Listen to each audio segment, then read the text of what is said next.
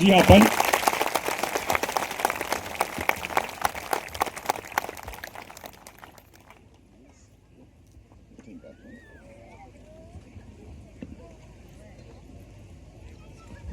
प्रेम से बोलिए प्रभु यीशु महाराज की, बोलिए पावन आत्मा की। Hallelujah, hallelujah, hallelujah. Are you happy? खुश हैं? बहुत अच्छा, वेरी गुड। हमारे जीतू भाई साहब कहाँ, ढपली कहाँ है आपकी? ऐसा बहुत अच्छा।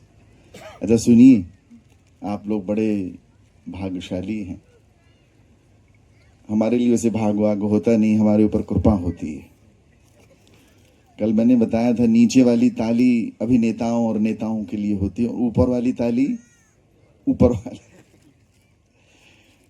तो मालिक ने इनको बड़ी रहमत से नवाजा है। बहुत हमारे साथ कई कार्यक्रमों में शिरकत की है इन्होंने, और हमने इनको एक उपाधि दी है, ढपली सम्राट।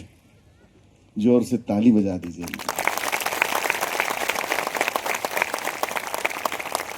देखो, एक बात याद रखो, जो प्रभु में जिन्होंने अपना जीवन प्रभु को दिया है, वो किसी नेता अभिनेता से बहुत बड़े हैं। और हम पास्टर आशीष जी का भी स्वागत करते हैं। मेरे बहुत अजीज हैं, अब बड़े थोड़े दुबले बदले से हो गए। पास्टर गिरीश जी, आपका भी मैं अभिनंदन करता हूँ। आप हमारे बड़े अजीज हैं, बहुत मोहब्बत करता हूँ इनसे मैं, और मेरे साथ इनकी बड़ी यादें जुड़ी हुई हैं। आपको पता है, ये यादें बड़ी कीमती होती हैं, बेशकीमती होती हैं। Hallelujah, hallelujah.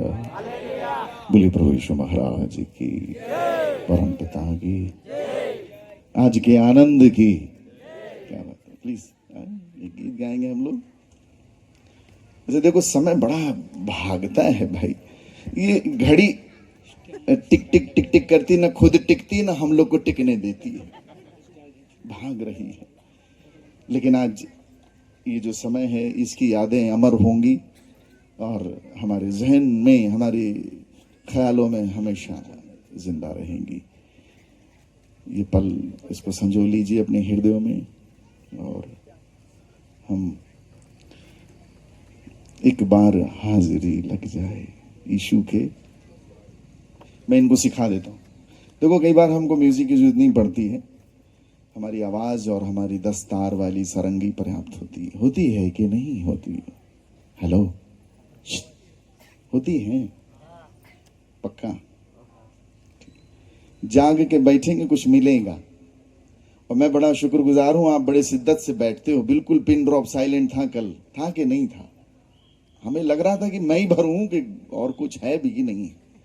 तो मैं पास्टर पराग जी से कह रहा था कि पराग जी, इन लोगों में एक बड़ी शालीनता है, बड़े बिल्कुल शांत भाव से बैठते हैं। ये गिफ्ट है ये आपको, सच में बहुत अच्छा। Ready, will start. एक बार हाजिरी लग जाए यीशु के दरबार में, बिगड़ी सारी बन जाए उनकी एक पुकार में। ये गीत आप YouTube में भी सुन सकते हैं, रिसेंटली हमने उसको बनाया, और आप इसका आनंद लीजिए। एक बार हाजिरी लग जाए, क्या बात है, आज ताली बजा दो यार। कंजूसी नहीं करना है, हम लोग 1.5 घंटे आपके पास हैं, इसके बाद चले जाएंगे, इसलिए कंजूसी वाला काम नहीं करना। और ईश्वर कंजूसों से बहुत नफरत करता है। जो देना खुल के देना, आना तो पूरे आना, और नहीं आना तो पूरे ही ना आना। उसके लिए भी जीसस बड़े खुश हो जाते हैं, पूरा हो जाए। हेलो। तो एक आदमी जीसस के पास, यीशु जी के पास आके कहता है, गुरुजी मेरी बेटी बीमार है, आप हाथ रख दीजिए और जिंदा हो जाएगी। गुरुदेव खुश हो गए, उसके पीछे हो गए। गुरुजी मैं इस योग्य नहीं हूं कि आप मेरे छत के नीचे आए, एक शब्द बोल दीजिए, ठीक हो जाएगा सब। ईश्वर आनंदित होता है जब आप ऐसी बात कहते हैं, है ना? तो कंजूसी नहीं करना, भाव। 3 बातें तो अपने जहन में बिल्कुल उतार लीजिएगा कि भाव, अभाव और प्रभाव। ये 3 चीजें बड़ी इंपॉर्टेंट है। भाव, भक्ति के 3 अंग हैं, भाव, अभाव और प्रभाव। जो कोई आपके पास आता है, भाव से आए तो गले लगा लीजिए, अभाव से आए, कमी से आए, घटी में आए कुछ तो उसको दे देना, और प्रभाव से आए तो घुटने टेक के मालिक की बंदगी करना कि मैं इस योग्य हूं प्रभु कि मेरे से कोई प्रभावित हो रहा है, तो शुक्रगुजारी उसकी करनी। ठीक है, हम लोग मिलके गाएंगे। एक बार हाजिरी लग जाए यीशु के दरबार में, बिगड़ी सारी बन जाए उनकी एक पुकार में। एक बार हाजिरी लग जाए यीशु के दरबार में, बिगड़ी सारी बन जाए उनकी एक पुकार में। एक बार हाजिरी लग जाए। ऊपर ताली बजाएंगे, बहुत ऊपर, वेरी गुड।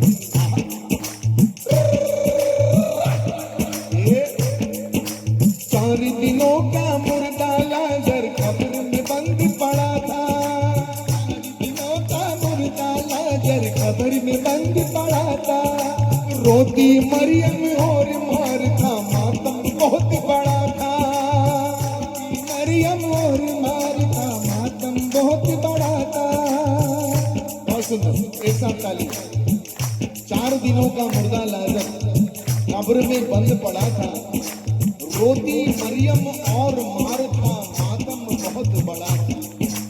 एक शब्द जो कहा यीशु ने, हो एक शब्द जो कहा यीशु ने, कहा एक शब्द जो यीशु, लाजर उठ के खड़ा था।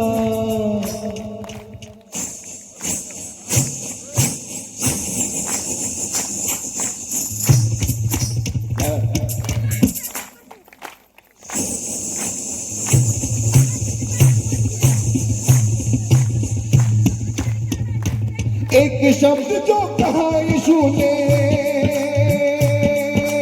हो एक शब्द जो, एक शब्द जो, एक शब्द जो, लाजर उठ के खड़ा था।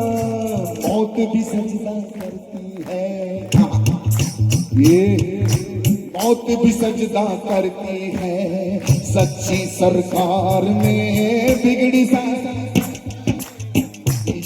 दरबार, एक बार हाजिरी लग जाए यीशु के दरबार, बिगड़ी सारी बन जाए उनकी एक पुकार। एक बार हाजिरी लग जाए यीशु के, बिगड़ी सारी उनकी एक पुकार। एक बार हाजिरी लग जाए। ऊपर ताली, एक साथ, बहुत सुंदर।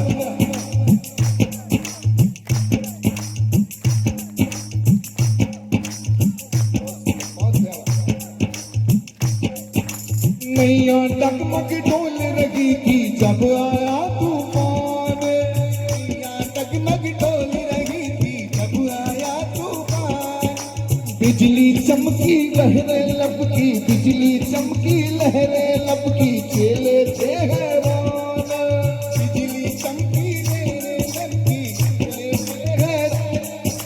डांटा नगरों को यीशु ने,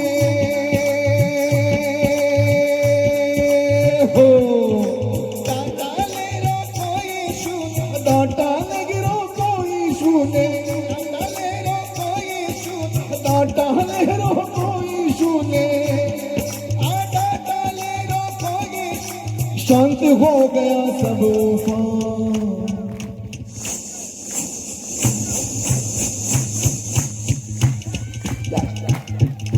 डांटा लहरों को यीशु ने, डांटा लहरों, डांटा लहरों, डांटा लहरों, डांटा लहरों को। शांत हो गया सब उफान। आंधी तूफान भी बात मानती, एक साथ, आंधी तूफान, क्या बात, आंधी तूफान भी, आंधी तूफान भी बात आंधी तूफान भी उनकी एक फटकार में बिगड़ी सारी इसके दरबार हाजिरी लग जाए, यीशु के दरबार में बिगड़ी सारी हाजिरी लग जाए, यीशु के दरबार में बिगड़ी सारी उनकी एक पुकार एक बार हाजिरी लग जाए। ऊपर ताली सभी लोग बहुत सुंदर। ये बात ये आज ये पूरा महाराष्ट्र नाच रहा है आपके आसमान और धरती पर। ये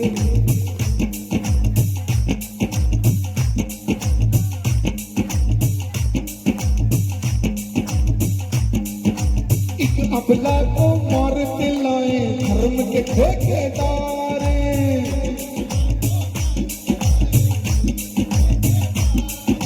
दोष लगाती उस पर बोले मौत की ये हकदार।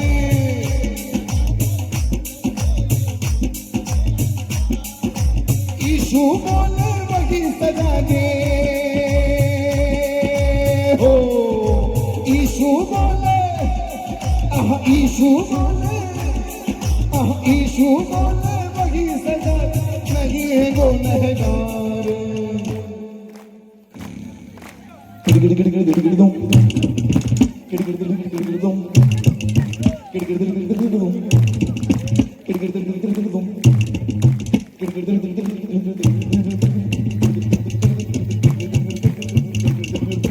यीशु बोले वही सजा दे,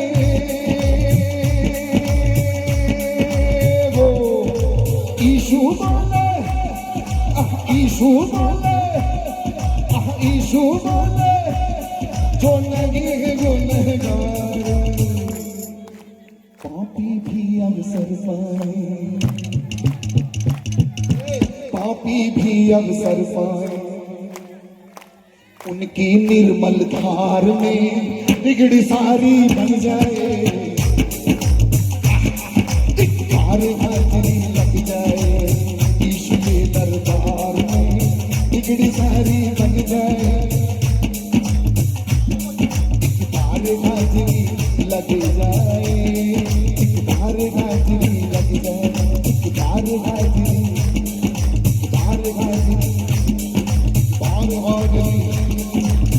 हाजिरी एक बार हाजिरी लग जाए, एक बार हाजिरी हाजिरी एक बार हाजिरी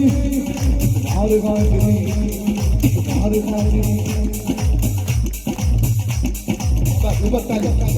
हाजिरी बार हाजिरी बार हाजिरी लग जाए, बार हाजिरी एक बार हाजिरी लग जाए, यीशु के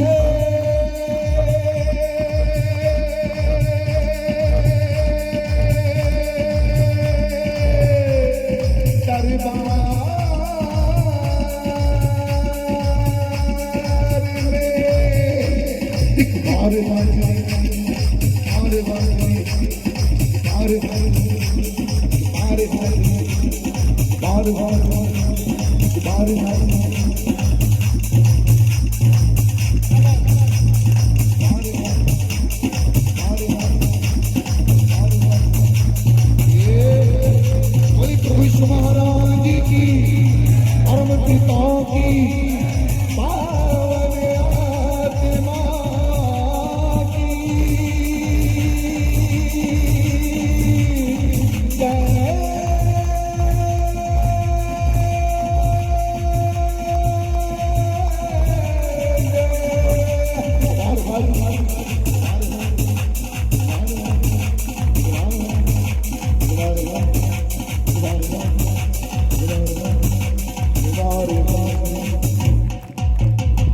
कोई परम पिता की प्रभु यीशु महाराज की पावन आत्मा की जय जय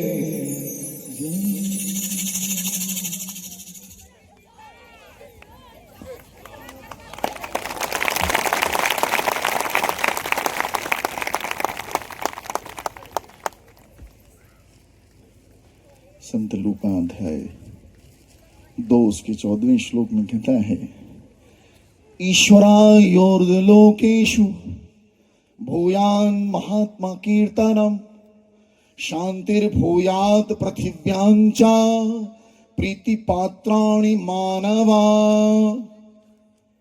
स्वर्ग में परमेश्वर की महिमा हो और पृथ्वी पर उन लोगों को शांति मिले जिनसे परमेश्वर प्रसन्न है।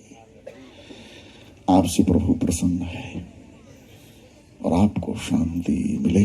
शांतिर्भूयात। और सदगुरु यीशु ने कहा है, देखो मेरी बाइबल संस्कृत में है, मेरी मूल भाषा में एक ब्राह्मण हूं, तो मेरी मूल भाषा में मैं इस ग्रंथ को जानता हूं। तो हमारे गुरुजी कहते हैं यूहन्ना 14 उसके 27वें श्लोक में, मदी शांति उसमभ्यम ददामि यथा जगतो ददाति न हम युष्मभ्यम ददामि। मदी शांति युष्मभ्यम ददामि, मैं तुम्हें अपनी शांति दिए जाता हूं, जैसी संसार देता है वैसी नहीं देता। मदी शांति युष्मभ्यम ददामि। वो शांति का राजकुमार हमारे हृदयों में विराजमान हुआ है। हुआ है कि नहीं हुआ है, ये सुनो।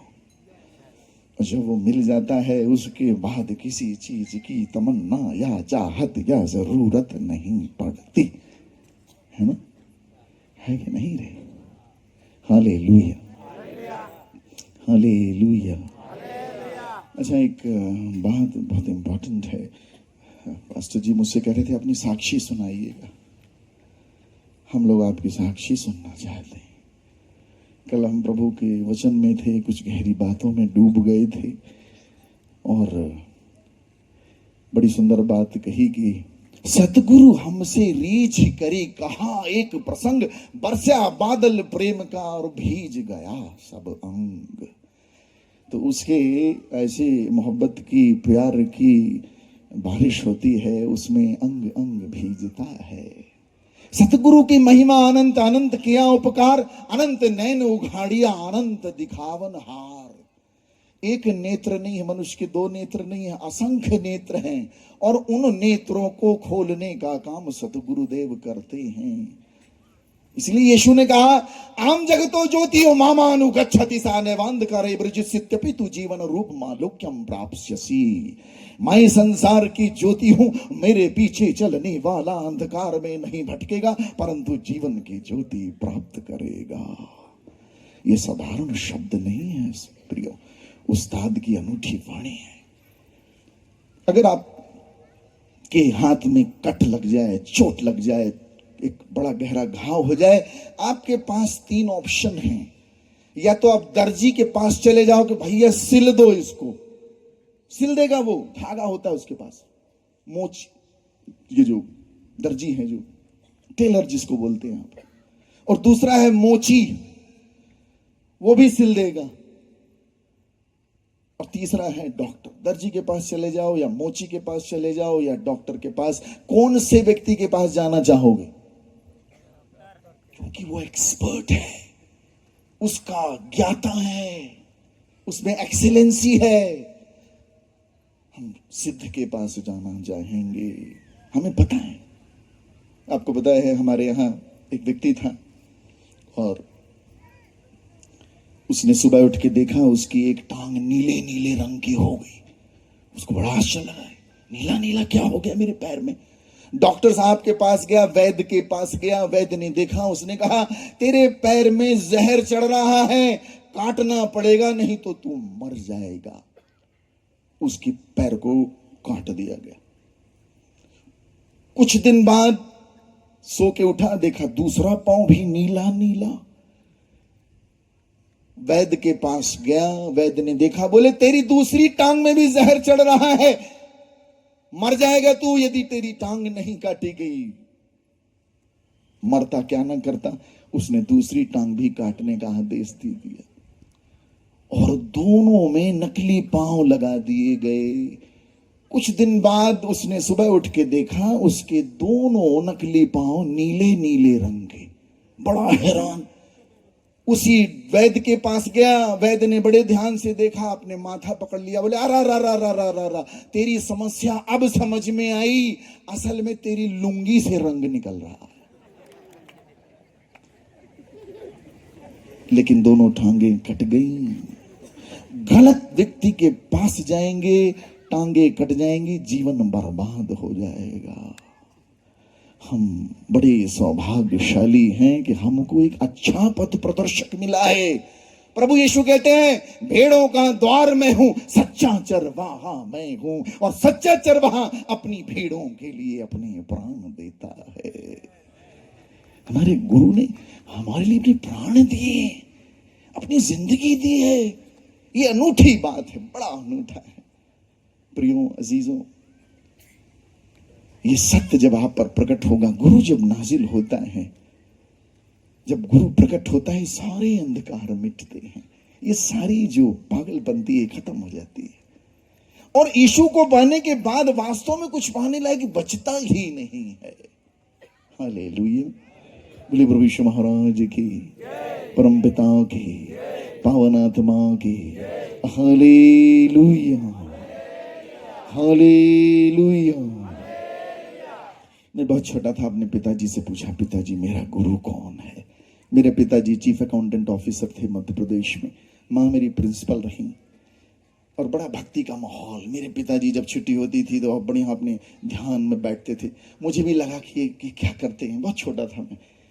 तो पता चला गुरु की आवश्यकता है। बिन गुरु ज्ञान न उपजय, बिन गुरु मिले न मोक्ष, बिन गुरु लखे न सत्य को, बिन गुरु कटे न दोष। बिना गुरु के ज्ञान नहीं मिलता है। और गुरु वो है जो अंधेरे से प्रकाश की ओर खींच लाए। गा और रा, गा मतलब अंधेरा, रा मतलब प्रकाश, रूह। मैंने कहा ये गुरु कहाँ मिलेगा? तो अपने पिताजी से कहा, पिताजी मुझे गुरु चाहिए। पिताजी ने कहा, मैं तेरा गुरु हूं। मैंने कहा, आप मेरे गुरु नहीं बन सकते, आप सिगरेट पीते, कभी कभी मम्मी से लड़ते, ऐसा कैसा गुरु? गुरु तो हमारे यहाँ लिखा है, गुरुर ब्रह्म गुरुर विष्णु गुरुर्देवो महेश्वरा, गुरुर साक्षात परा ब्रह्म तस्मै श्री गुरुवे नमः। वो गुरु जो है अवतार लेता है, ब्रह्म है, सस्टेनर है, destroyer of the weeds of the ignorance, अज्ञानता के बीजों का नाश करने वाला है। मैंने कहा वो चाहिए मुझको। तो मैंने जानना शुरू किया वो कहाँ है, जान ढूंढना प्रारंभ किया, गुरु कहाँ छुपा हुआ है। मैंने अपने पिताजी से फिर पूछा, पिताजी मुझे गुरु चाहिए। हमें गुरु पाठ करते, 1 घंटे की गुरु गीता, रिपु गीता में पढ़ता था। ब्रह्मानंदम परम सुखदम केवलम ज्ञान मूर्तिम द्वंद्वातीतम गगन सदृश्यम तत्त्वमस्याधि लक्ष्यम एकम नित्यम विमलम अचलम सर्वाधि साक्षीभूतम त्रिगुण रहितम सद्गुरुम तम नमामि। एक से एक गुण व्याख्यान आख्यान किए हमारे ग्रंथों में। मैं आपको आज कुछ बहुत गूढ़ बात बता के जाऊंगा, आप हैरान हो जाओगे। यदि कोई संशय और प्रश्न भी होगा तो आप मुझसे पूछिएगा। यदि कोई यहाँ पे ऐसा विरोधी व्यक्ति भी बैठा हो, वो भी हमारे पास आके बैठे। सच में जब मैं खोज रहा था, बड़े बड़े रहस्योद्घाटन और प्रकाशन सामने आ गए। प्रियो, मैंने अपने पिताजी से कहा, पिताजी गुरु कहाँ है, मुझे गुरु चाहिए। तो पिताजी ने कहा, मैं तुझे सप्तसती साधना सिखाऊंगा, एक देवी का तुझे आशीर्वाद या देवता का आशीर्वाद चाहिए, तू खुद का गुरु बन जाएगा। मैंने कहा, अच्छा ये बढ़िया, मैं खुद का गुरु बन जाऊंगा, इससे ज्यादा क्या चाहिए? हम ब्रह्मास्मि, मैं खुद ब्रह्म हो जाऊंगा, ये बड़ा अच्छा लग रहा था। हमारे घर में गुरु बाबा साधु संत बहुत आया करते थे। मेरे पिताजी बड़े दानी स्वभाव के, बहुत दानी स्वभाव के। जब वो ऑफिस से अपने घर आते थे, सैलरी मिलती थी तो मेरी माँ को डर रहता था कहीं पूरे रास्ते में बांट न दें लोगों को। तो हमारे यहाँ बाबा साधु संत चमीटा गंजेड़ी भंगेड़ी सब प्रकार के हमारे घर में ठहरते थे। मैं देखता था उन लोगों को। एक दिन एक बाबा जी आए, बड़ा मध्य प्रदेश उनका, और घर में कोई नहीं, मैं भर अकेला। मैं उस समय 5वीं कक्षा में था। बाबा चिल्लाए, अलख निरंजन। तो मैं बाहर निकला। पिताजी का आदेश, जहां हमारी घर की गाड़ियां लगती थी वहां पर नीले नीले ड्रम, और नीले ड्रम की आज परिभाषा अलग हो गई है, नीले नीले ड्रम में चावल भरा रहता था। और उसमें पिताजी ने आदेश दिया था, 1 लोटा चावल कोई भी बाबा साधु फकीर संत आए उनको देना। बाबा जी आए, घर में कोई नहीं, मैंने इतना लोटा डुबोया, निकला, मैंने कहा बाबा जी ये, बाबा ने मैंने कहा तो चावल नहीं चाहिए तो क्या चाहिए? उन्होंने दीवार से मिट्टी निकाली, सत्य घटना बता रहा हूं आपको, दीवार से मिट्टी निकाली, ऐसे किया, उसको मोती बना दिया। मैंने कहा अरे बड़ा सुंदर, कुछ और दिखाओ। उनको आश्चर्य हुआ कि मेरे को ज्यादा आश्चर्य नहीं, मैं और की मांग कर रहा हूं। आदमी ठहर जाता है, चमत्कार को नमस्कार कर लेता है। उन्होंने उस मोती को ऐसे किया, वो अंगूठी बन गया। मैंने कहा आए और दिखाओ, दे 20 रुपए। मैंने कहा बाबा आपने मिट्टी से मोती बनाया, मोती से अंगूठी बनाया, तो अब पैसा भी बना लो। भागाओ, धोला ढपेरा लपेट के। मैं कहां भाग रहा, बना भाग रहा। उस दिन मैं समझा कि ये सारी चालबाजियां हैं, ये सारी तिलिस्मीगिरी है, इसमें ईश्वर विराजमान, ईश्वर रूपांतर जीवन के बदलाव में है। God does not exist in these tricks. God exists in the transformation of life. And God wants to transform our lives. ईश्वर हमारा जीवन बदलना चाहते हैं, इसमें इंटरेस्टेड है वो। इसीलिए पहली वाणी गुरुदेव ने कही, हृदय परिवर्तन करो, क्योंकि ईश्वर का राज्य निकट आ गया है। यही मूल बात है। मैं खोज रहा था, मेरे पिता ने मुझे सप्तसती साधना सिखाई। 8 दिन जबरदस्त तपस्या की मैंने साहब, 8-8, 9-9 घंटे जाप कर रहा था। और 8वें दिन की बात है, 8 जो रात लग गई, मैं अपने कक्ष में था और सोया हुआ, चादर ओढ़ा हुआ, और तपस्या सिद्धि करने के, माला जप करने के बाद सोया। और रात के करीब 2:30 बजे के लगभग मुझे शरीर में से गर्म अजीब अजीब सा लगा, और मुझे लगा कि मेरे पैर के पास कोई बैठा हुआ है। मैंने अपनी चादर हटाई, क्या देखा, एक औरत बैठी हुई मेरे पैर के पास, उसका पूरा नीचे का शरीर श्रृंगार किया हुआ, नई नवेली दुल्हन जैसा, और मुंह सुअर जैसा। क्या बोलते हैं आप लोग, डुकरी? मैं आ रहा था डुकरी पाड़ा, मैं पूछा डुकरी का मतलब क्या होता है? उन्होंने सुअर, हमारे यहाँ डुकरी का मतलब होता है डुकरी, मतलब औरत, झुकी हुई औरत। तो वो डुकरी का मुंह, उसको देख के मैं बेहोश हो गया। बहुत दिन लगे मुझे ठीक ठाक होने में। जब ठीक ठाक हुआ, एक बात समझ में आई, जो चीज मेरे पिताजी मुझे सिखा रहे थे, उसका उस गुरु से कोई लेना देना नहीं था जिसको मैं खोज रहा था। मैं उस दिन अपने पिता की शिक्षा से मुक्त हो गया कि कोई गलत चीज मुझे सिखा रहे थे। ये ईश्वर नहीं है, जिसको देख के मैं बीमार हो गया, पागल हो गया। लेकिन हृदय में बड़ी उमंग और चाहत कि मेरा गुरु कहां छुपा हुआ है, मुझे मेरे गुरु से मिलना है। बड़े अच्छे नंबरों से पास हुआ, मेरिट लिस्ट आया 12th में, और मेरा सीधे एडमिशन दिल्ली यूनिवर्सिटी में हुआ। दिल्ली में पढ़ने के लिए गया। जैसे कॉलेज में गया, माहौल बड़ा रद्दी, मुझे लगा भाग जाऊं यहां से। बड़ा एक गंदा माहौल, जो मेरे टाइप का नहीं, बड़ा धार्मिक प्रवृत्ति का था। लेकिन सीनियर लोग मिले, उन्होंने मेरा हाथ पकड़ा, बोले हट इधर आ, हम तेरे को शेर बनाएंगे, बिल्ली जैसा घूमता है, तेरे को हम लोग अमृत रस पिलाएंगे। पहली बार मैंने शराब पी, और कुछ दिन बाद उनका बाप बन गया। सही में गैंग लीडर हो गया मैं। और साल भर में ऐसा चंडाल टाइप का व्यक्ति हो गया मैं कि मैं पलट के देखता हूं कि मैं कहां से आ गया, कहां। और साहब जीवन पूरा खराब। कॉलेज में मेरे को सेंट्रल काउंसलर के इलेक्शन के लिए भी खड़ा हो गया, NSUI भी ज्वाइन कर ली। और दूसरे साल में जितने भी बड़े बड़े एक्टर एक्ट्रेसेस थे, उसको हमारे कॉलेज के ग्रुप ने बुलाया। अमिताभ बच्चन, हेमा मालिनी, शक्ति कपूर, इनको हम लोगों ने बुलाया। और जेम सेशन का प्रोग्राम चल रहा था। जो हेमा मालिनी को हम टीवी में देखते थे, भाग सन्नो भाग, शोले फिल्म में, वो हमारे सामने नाच रही थी, कथक कर रही थी। मैं कहा ये देखो, उस दौर को मैंने देखा, और मेरे इतनी अपने पीक आवर की अवसर में था। और उस दौरान कॉलेज में कुछ लोग आए जो दूर बैठ के उसी ग्राउंड में गिटार बजा रहे थे, और मैं उनको दूर से देख रहा था। वो वहां से आते आते आते मेरे ग्रुप के पास, गैंग के पास आए। उन्होंने कहा ये आपकी गैंग है? मैंने कहा हाँ बताओ क्या करना है। बोले आप हमारे यहाँ आइए, हमारे यहाँ प्रार्थना होती है। मैंने कहा ये क्या होती? हम तो पूजा पाठ करते हैं, डंगड़ा डिंगड़ा, लेकिन ये क्या होगा, ये क्या चीज है, प्रार्थना क्या होगी? हमारे मन में जिज्ञासा जगी, और मैं वहां गया। और साहब जब मैं वहां गया, वो एड्रेस मुझे कभी नहीं भूलता। उसी एड्रेस ने मेरी जिंदगी का सब कुछ बदल के रख दिया।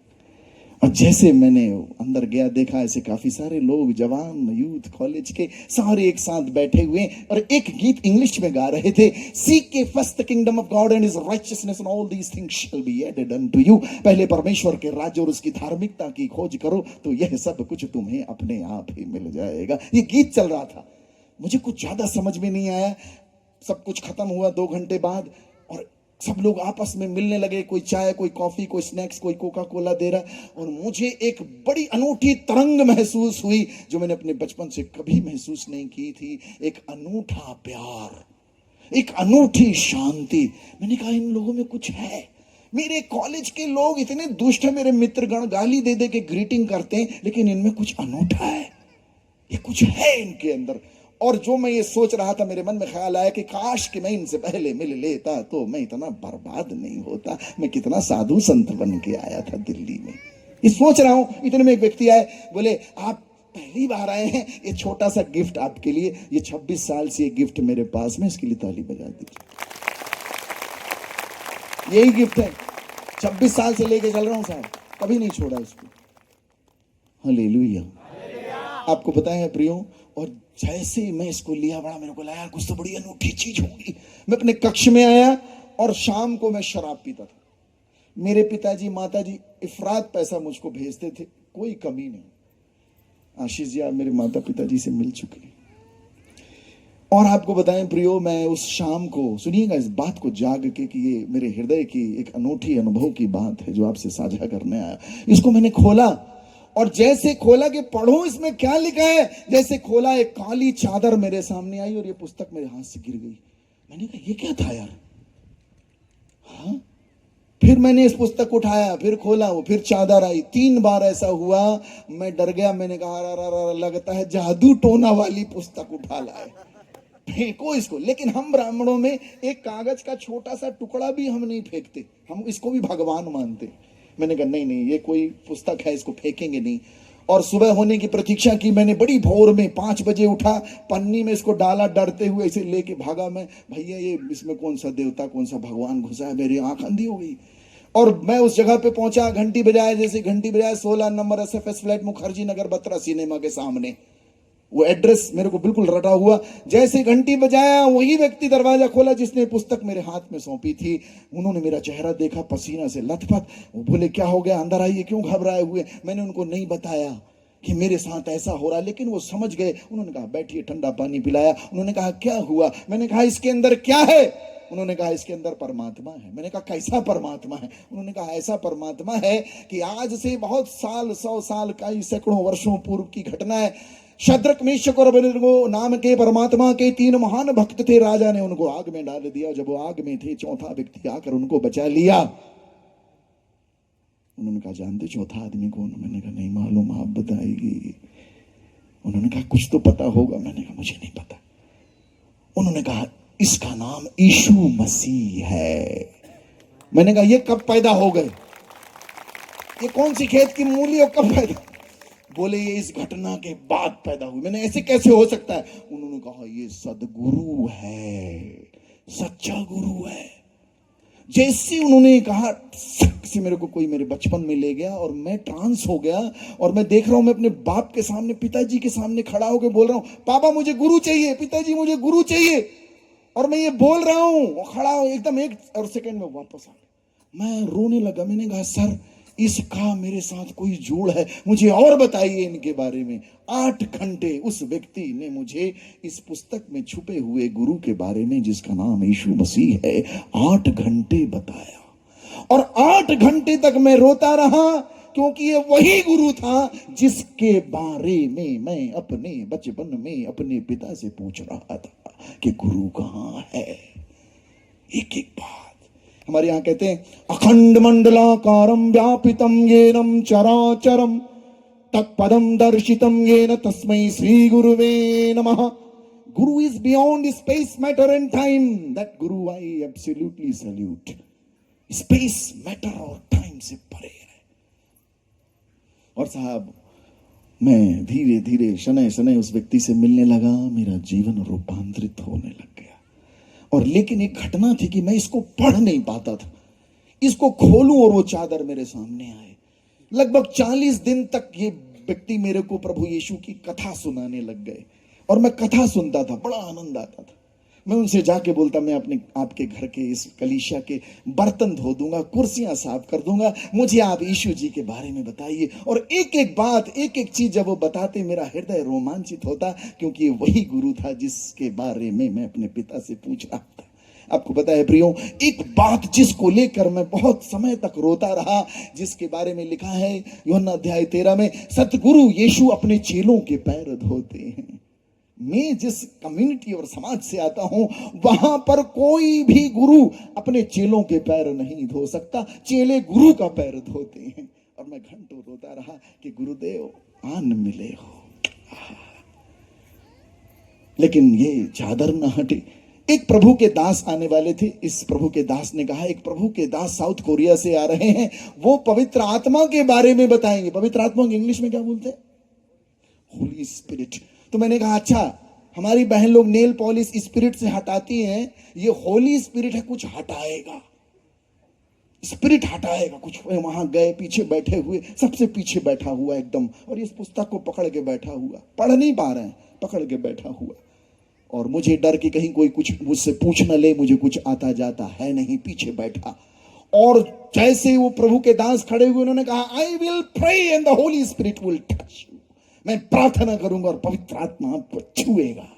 हमने कहा छुएगा दादा, ये सब कैसे छुएगा? ये छूने छाने वाली डिक्शनरी हमारे यहां नहीं है। छुएगा ला साहब, उन्होंने प्रार्थना की, और जैसे प्रार्थना की, मुझे लगा कि करंट कहां से आ रहा है शरीर में, ऐसा लगे कोई तार तो नहीं है। फिर देखा वो करंट बड़ा तेज हो गया, हाथ में झुंझुनी चढ़, मैं ऐसे ऐसे झटकारूं कहा कि निकले, और सर से मेरे ऊपर आया, छक से, और मैं नीचे गिर पड़ा। नीचे गिरा तो मुझे लगा मुझे कोई आसमान में ले गया, और मैं देखता हूं ऐसे मरकरी हजारों जल रही, और एक बड़ा विराट हाथ, और एक आवाज मुझसे कहती, नित्यानंद अपनी सांसें, अपना जीवन मेरे को दे दे, मैं तेरा ख्याल रखूंगा। ये मैं साधारण शब्दों में बता पा रहा हूं, बड़ी बड़ी एनर्जी लगी है कि मैं इसको बता पाने में समर्थ हुआ हूं। और काफी देर तक मैं नशे में था, रो भी रहा हूं, गा भी रहा हूं, हंस भी रहा हूं, और एक ऐसी भाषा बोल रहा था जिसको मैंने कभी न सीखा, न जाना, न समझा। वो भाषा मेरे मुंह से निकल रही है। आपको बताएं प्रियो, और जब मैं होश में आया तो ऐसा लगा जैसे मैं पानी के अंदर हूं। जैसे पानी के अंदर कोई व्यक्ति आंख खोलकर देखता है तो ऐसे हिलता डुलता दिखता है, वैसे मुझको दिखाई दे रहा। लेकिन जब जब सब कुछ शांत हुआ, एक अनूठी शांति की अनुभूति मेरे हृदय में हुई, अनूठी शांति। और मैं उठने के बाद ऐसा लगे 20-25 आदमी मेरे शरीर के अंदर। मैं पास्टर साहब के सामने गया, मैंने कहा बताओ ये प्रभु यीशु को मैं अपना गुरु कैसे स्वीकार करूं, कौन सा अनुष्ठान, कौन सी व्यवस्था जमानी पड़ेगी? उन्होंने कहा कुछ नहीं, हृदय में विश्वास करो। और उसी दिन प्रियो, ईस्टर का संडे था, मैंने यीशु प्रभु को अपना गुरु स्वीकार किया। हालेलुया। बोलिए प्रभु यीशु महाराज की, परम पिता की, पावन आत्मा की। एक बात याद रखना अजीजों, यीशु का पथ साधारण नहीं है, बहुत मुश्किल है। सत्य को जान लेना और सत्य के पीछे चलना दो अलग अलग बातें हैं। बोलिए प्रभु यीशु महाराज की। हमारे यहाँ एक संत थे, महात्मा जी थे, एक ही बात बोलते थे, सच बोलना चाहिए। बोलिए, पीछे वाले वो तुम लोग नहीं बोलते हो क्या? हाँ बोल, सच बोलना चाहिए, सच बोलना चाहिए। महात्मा जी एक ही बात बार बार सत्संग में दोहराए, सच बोलना चाहिए। एक आदमी पीछे बैठ के साल भर से सुनता, रोज सच बोलना चाहिए। अब जब सारी जनता चली गई, सामने आया गुरुजी के, बोले गुरुजी क्या मैं भी सच बोल सकता हूं? गुरुजी ने कहा हाँ तेरे लिए भी। बोले गुरुजी मैं भी, क्या मैं भी सच? हाँ तू भी बोल सकता, बोल। बोले गुरुजी मैं चोर हूं, चोर, चोरी करता हूं, क्या मैं भी? हाँ तू भी बोल, बोल। वो महाराज बड़ा सीधा साधा सरल आदमी, उसने पकड़ लिया वो शब्द और सीधे गया राजमहल में चोरी करने। राजमहल में चोरी करने जब गया तो दरबारी खड़े वहां, कौन है तू, यहां कैसे आ गया? बोले मैं चोर हूं, चोरी करने आया हूं। वो दरबारी घबरा गए, उन्होंने कहा राजा का कोई खास आदमी है, पूछने पर उल्टी पुल्टी बात कर रहा है। वो सकपका गए, घबरा गए। उन्होंने कहा अच्छा भाई सॉरी, अंदर जा। वो सीधे अंदर चला गया। राज दरबारी आगे और खड़े 2-3, बोले कौन हो तुम, यहाँ कैसे आ गए, कहां जा रहे हो, बोले मैं चोर हूं, चोरी करने आया हूं। वो दरबारी भी घबरा गए, उन्होंने कहा लगता है यार राजा का कोई खास आदमी है, पूछने पर उल जलूल उल्टी पुल्टी बात कर रहा है। वो घबरा गए, उन्होंने कहा जाओ भैया क्षमा करो। वो सीधे अंदर रानी के महल में कमरे में घुस गया और एक बोरा उठाया, सोना चांदी हीरा मोती जवाहरात सब भर लिए एकदम। तभी रानी आ गई, कौन हो, क्या कर रहे हो मेरे कमरे में, क्या लिए जा रहे हो। उसने कहा रानी जी मैं चोर हूं, चोरी करने आया हूं। रानी सकपका गई, रानी सोची राजा का कोई खास आदमी किसी खास मकसद से आया है, पूछने पर उल जलूल उल्टी पुल्टी बात कर रहा है। बोली अच्छा अच्छा अच्छा कर लो कर लो कर लो। उसने भरा सिर में धरा, जाने लगा सामने से राजा जी। राजा जी बोला कौन है तू, क्या ले जा रहा सर में तेरे, क्या कहा, यहाँ कैसे आ गया। बोले महाराज जी मैं चोर हूं, चोरी करने आया था, रानी के महल में कमरे से चोरी कर लिया हूं, अब लिए जा। राजा सकपका गए, ये कौन टाइप का आदमी, अच्छा लगता है रानी का कोई खास आदमी, पूछने पे उल्टी पुल्टी बात कर रहा है। राजा ने कहा ठीक ठीक जाओ। राजा ने कहा इधर आओ, एक कर्मचारी इसकी मदद करो, इसके सिर में बड़ा बोझ है, इसको बाहर तक छोड़ के आओ। बाहर तक छोड़ के आया ये कर्मचारी उसको, और वो बाहर धरे चले बाबा जी के पास चरणों में पटक दिए। बोले महाराज जिंदगी भर झूठ बोल बोल के कुछ नहीं कमाया, सच बोल के राजमहल से चोरी करके ले आए। The power of truth. इसीलिए प्रभु का वचन कहता है सत्यस्य ज्ञास्यते सत्येन स्वाधीनी कारयिष्यते च। तुम सत्य को जानोगे और सत्य तुम्हें स्वतंत्र करेगा। You will know the truth and the truth will set you free. सत्य तुम्हें आजाद करेगा। किस चीज से आजाद करेगा, झूठ से आजाद करेगा। सत्य क्या है, सत्य वो है जो कभी बदलता नहीं है, और झूठ वो है जो रोज बदलता है। तुम्हारी काया रोज बदलती है, तुम्हारा विचार रोज बदलता है, तुम्हारे अंतर्तन के सारे डिसीजन रोज बदलते हैं। कैसे जान पाओगे आप ईश्वर को। रोज भूख लगती है और कभी भूख से तृप्त नहीं होते हो। खा के कितना खा गए, देंदा दे लेंदा थक पाहे, जुगा जुगंतर खा ही खाए। खा खा के खाने वाला थक गया, देने वाला नहीं थका, कंटिन्यूसली दे रहा। हमारी हालत नरक देखना है प्रियो, वो तो जीसस आ गए तो हम सब स्वर्ग पा गए, नहीं तो किसी को नरक देखना है तो अपनी काया देख ले। खाता है खा खा के, अब फेंकता जाता है। हालेलुया, बोले प्रभु यीशु महाराज की। और जब वो सत्य मुझ पर नाजिल हुआ प्रिय, मुझे लगा मैं ये सत्य किसको बताऊं। सबसे पहले अपने पिताजी के पास भागा, दिल्ली से मध्य प्रदेश आया। मैंने कहा पिताजी ये सत्य मिल गया है, ये गुरुदेव मुझको मिल गए हैं, अनूठा गुरु है। पिताजी ने कहा क्या नाम है तेरे गुरु का, दीक्षा कब ले ली तूने, मुझे बताया नहीं। मैंने कहा अद्भुत गुरु है पिताजी, आपने मुझे तंत्र साधना सिखाई, मैं पागल हो गया था, बौरा गया था, बीमार हो गया था, लेकिन इस गुरु ने मेरी जिंदगी बदल दी। बोले क्या नाम है उसका। मैंने कहा उसका नाम यीशु मसीह है। जहां मैंने बोला पिताजी ने फाइनल मैच खेला। इतना मारे मेरे को साहब को मैं बयान नहीं कर सकता आपको। इतनी मार पिटाई मैंने अपनी जिंदगी, जहां उनको मिला, जितना मिला एरिया 3.5 हाथ की काया में उतनी लात पड़ी। मैं भी बौरा आ गया कि क्या होने लग गया, ये अचानक भूकंप भूचाल आ गया, इतनी मार पड़ी। मैं कहा यार गुरुदेव आपका मार्ग तो बहुत कठिन है। मैं कहा प्रभु कहाँ जाएं। भाई साहब भी मेरे आए, भाई साहब मेरे पुलिस विभाग में हैं, बड़ा 150 किलो के, वो भी आए। बोले क्या कर रहा है, बोले ये तेरा भाई ईसाई हो गया। अच्छा मैं भी हाथ साफ करूंगा। ले वो भी मारे में, मेरी माँ आई वो भी। मैंने कहा यार ये क्या हो रहा है। आप कौवा पूजो, मगरा पूजो, गधा पूजो, कोई कुछ ना बोलेगा, यीशु मसीह की पूजा करके दिखाओ, बहुत मार खाओगे। अनूठी बात है भाई, उसमें क्या है मेरे को समझ में नहीं आया, क्या विरोध। एक प्रभु का वचन कहता है तुम्हारा युद्ध मांस और लहू से नहीं है। Your wrestling and battle is not with the flash and the blood, it is with the principalities, आसमान की शक्तियों से है। मेरे पिताजी जब मुझे मार रहे थे, मैंने एक खाली शक्ति को देखा जो उनके पीछे खड़ी है। उस दिन मेरी और आंखें खुली कि महाराज नित्यानंद कभी विरोध नहीं करना, क्योंकि विरोध करने वाले के पीछे कुछ और है। हालेलुया, बोले प्रभु यीशु महाराज की, परम पिता की। बहुत मार पड़ी, बहुत सारी कहानी जल्दी बताते हैं। आप साहब ने आपने निवेदन किया तो मैं बता रहा हूं, मेरा वचन कुछ और है। हालेलुया, हाले ए ना मजा ना आई दादा, दोनों हाथ ऊपर करके, ठीक है, दोनों हाथ, हाले हाले हाले, क्या बात, बहुत सुंदर बात है। साहब आपको पता है, मैं घर से भाग गया, बहुत मार पड़ी, लेकिन उस दौरान मेरे बहुत से स्कूल मेट सब प्रभु के भक्त हो गए थे। खबर मेरे घर में पहुंची और मार पड़ी। हम घर से भाग गए, एक झोला उठाया 1200 रुपए और अपने घर से भाग गए। दीनाकरण साहब से मिलने की, टीवी मैंने देखा था ईटीसी चैनल में, डीजीएस दीनाकरण 16 ग्रीनवेज रोड चेन्नई, सामान उठाए भाग गया, इसी के पास चलो, इससे ज्यादा कुछ पता नहीं था, उठाए चल दिए। अच्छा प्रियो, एक बात आपको बताएं, वो जो काली चादर थी, जब पवित्र आत्मा ने मुझे छुआ था तो वो मिट गई थी। उसके बाद ये चला गया। बाद में मैंने पूछा, गुरुजी वो क्या था?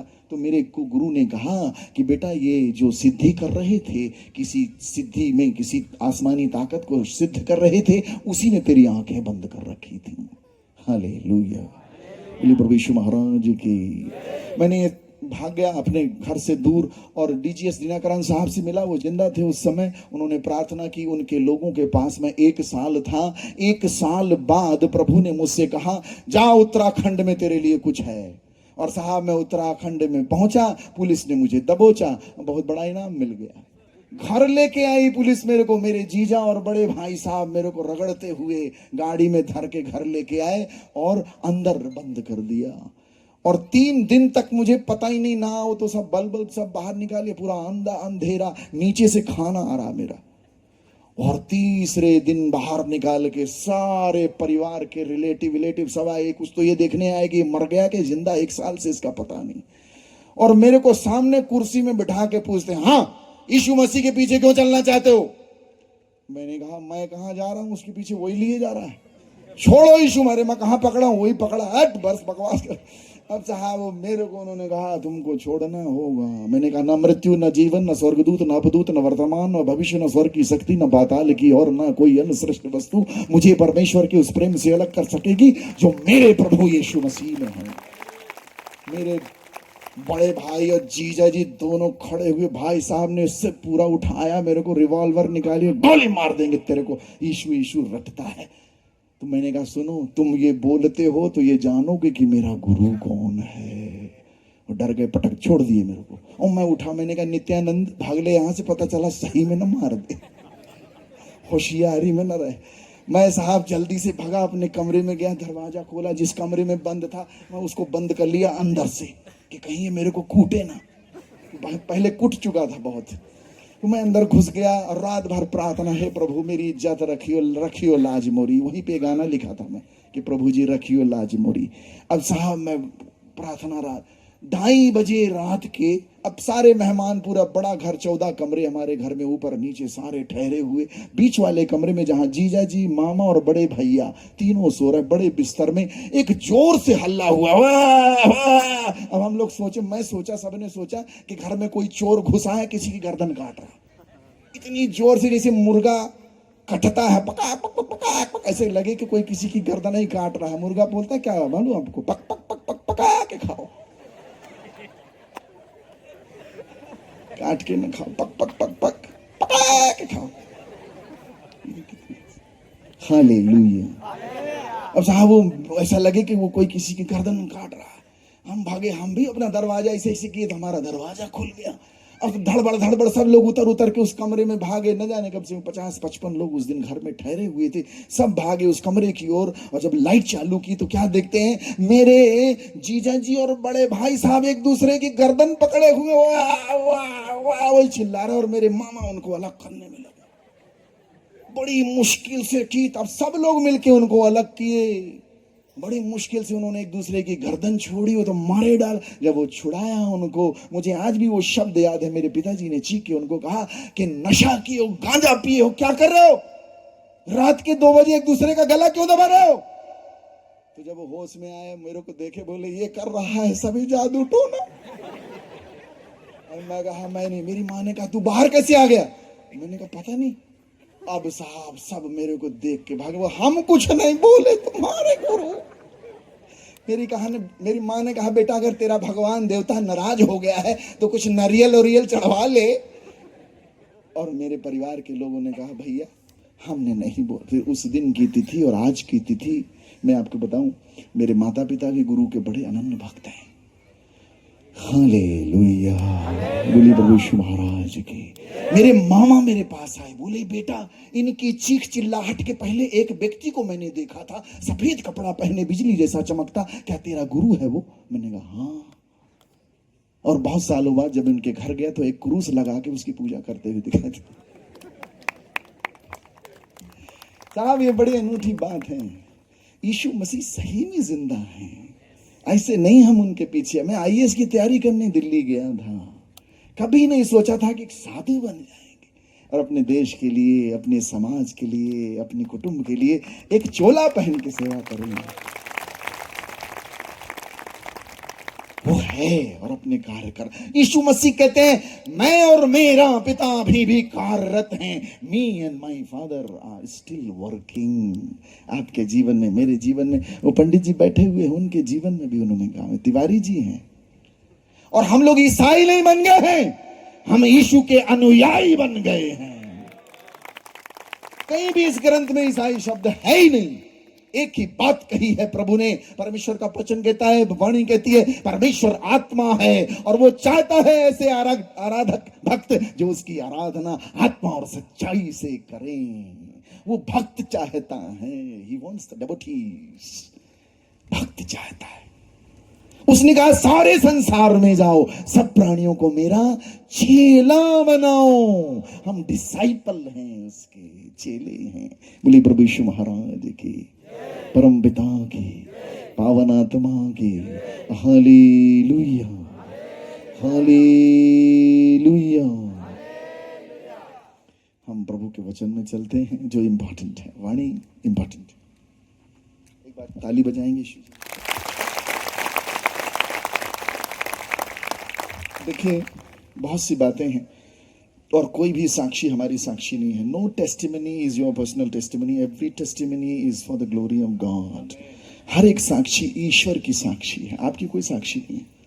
मेरी ये साक्षी नहीं है। ये साक्षी किसकी है? ये उसकी गाथा है। Hallelujah, hallelujah. बोले प्रभु यीशु महाराज की। ताली नहीं बजाई आपने, मुझे नहीं सुनाई दी।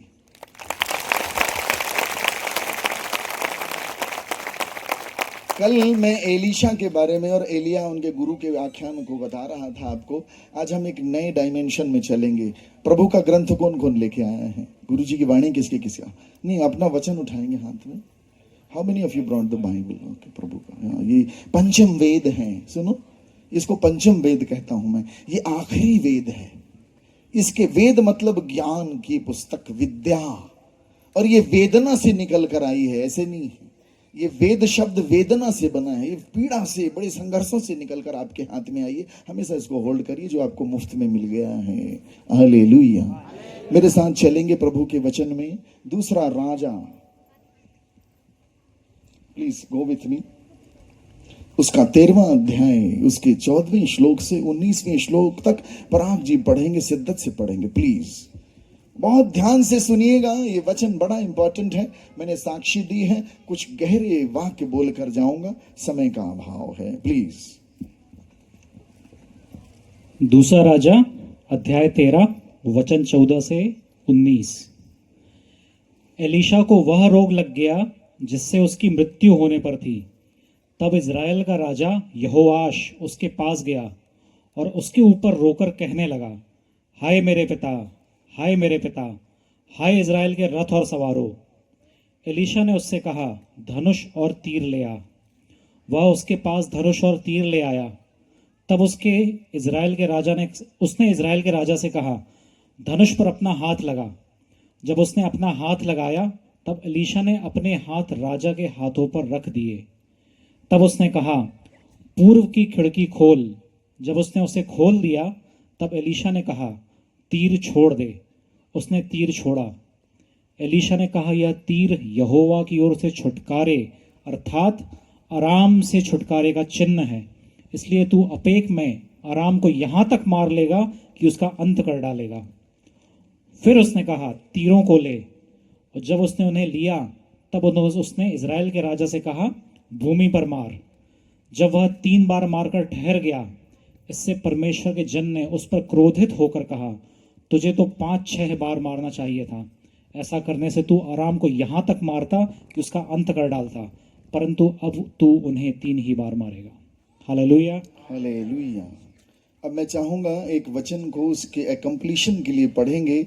संत मत्ती अध्याय 25 उसके 14वें श्लोक से लेकर 30वें श्लोक तक बिल्कुल शिद्दत से पढ़ेंगे। ये फुलफिलमेंट अप्रोच है, जिसको आपने पुराने नियम में पढ़ा है उसका वास्तव में न्यू टेस्टामेंट में क्या अर्थ निकलता है उसको भी पढ़ेंगे। बड़े ध्यान से सुनिएगा। अगर हम वचन नहीं बोलेंगे, प्रभु का वचन कहता है, परमेश्वर का वचन आत्मा है। गुरु जी कहते हैं जो बातें मैंने तुमसे कही वे आत्मा और जीवन हैं, और ये वचन हम में देहधारी होना आवश्यक है। This must become flash in you. ध्यान से सुनेंगे। मत्ती रचित सुसमाचार अध्याय 25 श्लोक 14 से 30। क्योंकि यह उस मनुष्य की सी दशा है जिसने परदेश जाते समय अपने दासों को बुलाकर अपनी संपत्ति उनको सौंप दी।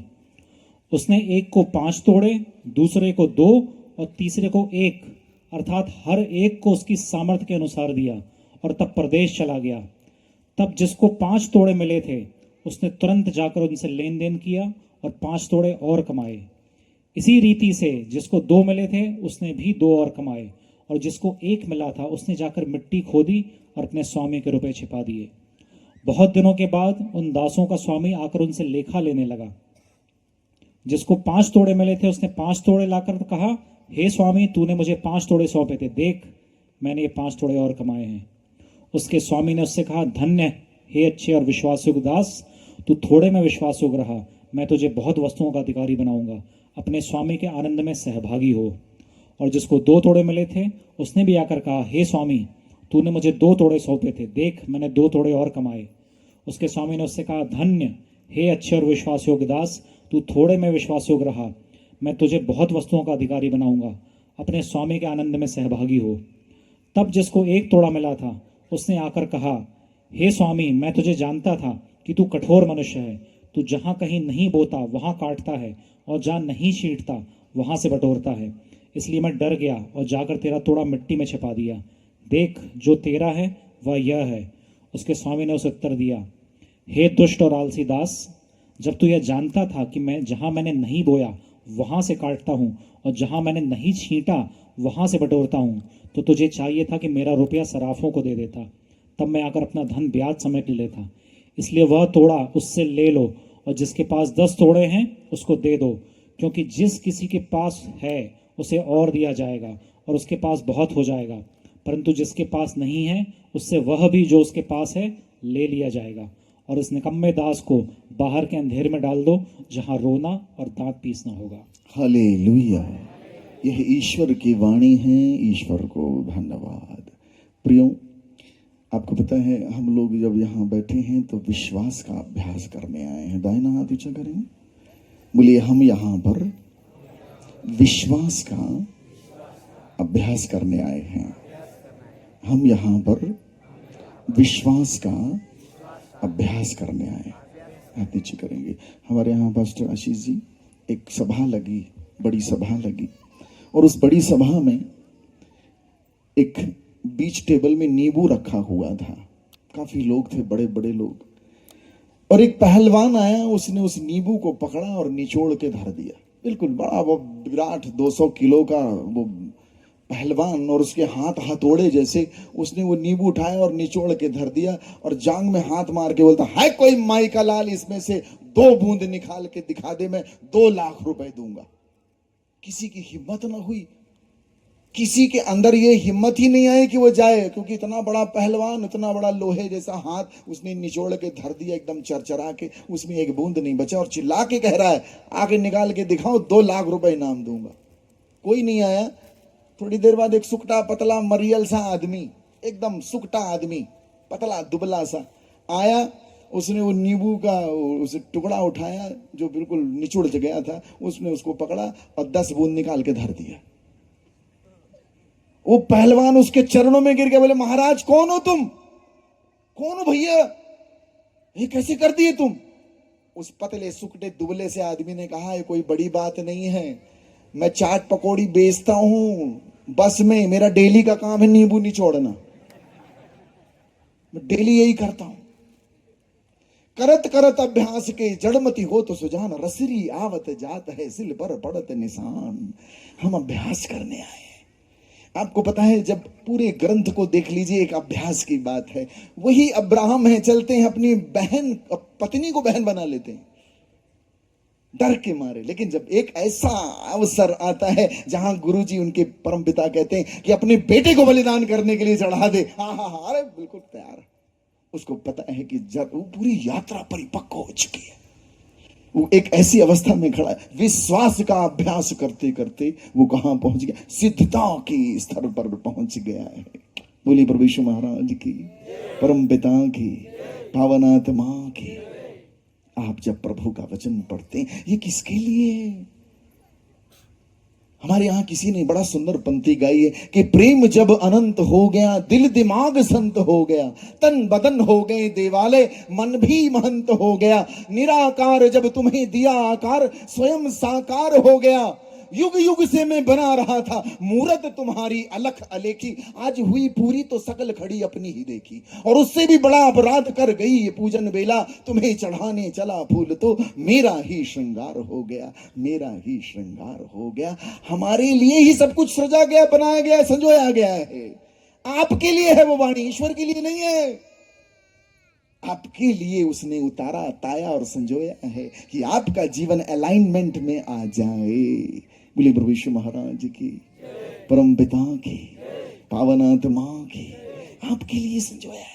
आपको पता है कितना सुंदर आख्यान वहां कहता है कि योआश राजा जो है वो जाता है एलीशा के पास और कहता है, हे मेरे पिता, हे इस्राएल के संरक्षक, हे हमारे अश्वारोही। ये वही वाणी है जिसको कल मैं आख्यान कर रहा था। आपको पता है, जब एलिया उठाए जाने को थे और जब उठा लिए जाते हैं, एलीशा इन्हीं बातों को बोलते हुए रोता है, हाय मेरे गुरु। यही बात शब्द सा, आपको पता है वो बात सबको पता थी कि एलीशा ने इन शब्दों से अपने गुरु को विदाई दी थी। और जब 85 साल के एलीशा बूढ़े हैं, जर्जर हो गए, और प्रभु का वचन कहता है 14वें श्लोक में कि वह रोग जिससे एलीशा को डिपार्चर होना था, मृत्यु होनी थी, वह उनको लग गया। ये बात राजा को पता चलती, राजा आता है उनके पास, रोना रोता है, और एलीशा कुछ नहीं बोलता। जा तीर ले आ, धनुष लेके आ, जाता लेके आता, हाँ खींच, खोल खिड़की, खींच। ओ एलीशा उसके हाथ पे हाथ रखते हैं, पीछे से हाथ रखते हैं उस पर, उसका जैसे, और वो प्रत्यंचा खींचता है, बोले चला, और जैसे चलाते हैं पूरब की ओर, और एलीशा कहते हैं, आह तू सीरिया सेना का संहार करेगा। द्वितीय चरण में कहते हैं तीरों को ला। बहुत गहरा वचन है साहब, बड़ी गहराई है। कल मैंने कहा था मत्ती अध्याय 15 उसके 10वें श्लोक को हमेशा याद रखना। गुरुजी ने पब्लिक से कहा, सुनो और समझो। आज ये अवसर है इस वाक्य, महावाक्य को सुनना भी और समझना भी। द्वितीय चरण में कहता है कि एलीशा ने उससे कहा, तीरों को ले आ। तीरों को लाता है वो, और क्या कहते हैं, अब इसको जमीन पर मार। तो योआस राजा उसको एक बार मारता है, 2 बार मारता है, और 3 बार मारने के बाद ठहर जाता है। और जैसे ठहरता है, एलीशा नाराज होते हैं, हट हट, ठहर गया, विराम कर लिया। वो कहते हैं, अब क्योंकि तूने मात्र 3 बार धरती पर मारा, तेरे को 5-6 बार मारना चाहिए था। जब तुझे अवसर मिला है, जब तेरे पास ये अवसर आया है, तो तेरे को लूट लेना चाहिए था, तूने चूक गया। तू बिल गेट्स का नाम सुने आप लोग? Have you ever heard about Bill Gates? सुना आपने? ये जो आपका फोन है, इसका सॉफ्टवेयर 1974 में जुलाई में इस सॉफ्टवेयर की स्थापना बिल गेट्स ने की थी। एलन पॉल और बिल गेट्स ने इसकी अंदर की जो मशीनरी है, सॉफ्टवेयर, ये बड़ा ही पावरफुल चीज है ना। पावरफुल सबके पास है ना, बाइबल भले हो चाहे ना हो, प्रभु का ग्रंथ ये जरूर होगा। ये चाहे जो न सो करवाए, सबसे ज्यादा समस्या इसी की। लेकिन अब हम समस्या से मुक्त हो नहीं सकते, रखना पड़ता है। हमारे यहाँ चाचा और चाची सो रहे थे, हमारे पहचान के, और चाचा की नींद चाची के मैसेज से खुल गई। और चाची के फोन में मैसेज आया ब्यूटीफुल। चाचा उठ के देखे तो वो घर ही आने लगे, उठाए उसको रात के 2 बजे, ए तेरे फोन में कौन भेजा है ब्यूटीफुल? तो चाची उठी सकपका के, मैं 60 साल की हो गई, मेरे को मेरी जवानी में कोई नहीं भेजा, बुढ़ापे में कौन भेज रहा है ब्यूटीफुल? चाची उठी, देखी, फिर अपने पति को धड़ाक से मारी, एक बार चश्मा लगा के देखो, ब्यूटीफुल नहीं बैटरी फुल लिखा हुआ है। जो ना कराए सो कम है। सीरियसली बड़ी शिद्दत से जानना और सुनना और समझना है। हम क्या देख के क्या अनुवाद कर लेते हैं। जज साहब हमारे बीच में नहीं है, हमारे एक बड़े प्यारे जज साहब थे, वो बड़ी प्यारी प्यारी बातें हमें बताया करते थे। वो मेरे शिष्य थे, अभी संसार में नहीं है, और उनकी दीक्षा हमें लोगों ने की थी और मैं उनको हमेशा याद करता हूँ। जज साहब ने बड़ी प्यारी, जज साहब के दरबार में एक मामला आया, तो रहीम ने अपने मालिक को जहर दे दिया। तो जज साहब ने कहा कि क्यों, जहर क्यों दे दिया? तो रहीम ने कहा कि मेरे मालिक ने कहा विष मिला है रहीम, तो मैंने जहर दे दिया। साहब शब्दों की बड़ी गरिमा होती, शब्द को समझना है। एक शब्द जो है, ताका अनंत विचार था के मुनिजन पंडिता वेद न पावे पार, उस शब्द को पकड़ना है आपको। नहीं कहीं का कहीं चले जाओ। उसने कहा तीरों को ले, तीर नहीं बोला और मार, तो उसने कहा 1 2 3 और 3 में ठहरा, हट, तुझे 5 और 6 ले लेना चाहिए था। अब तू अपने शत्रुओं को केवल 3 बार ही संहार कर पाएगा। हालेलुया। मैंने कहा बिल गेट्स, मैंने कहा बिल गेट्स साहब, बिल गेट्स से एक बार इंटरव्यू में पूछा किसी ने कि सर आपकी सफलता का राज बताइए, आपके मध्य प्रदेश बड़े होने का राज बताइए।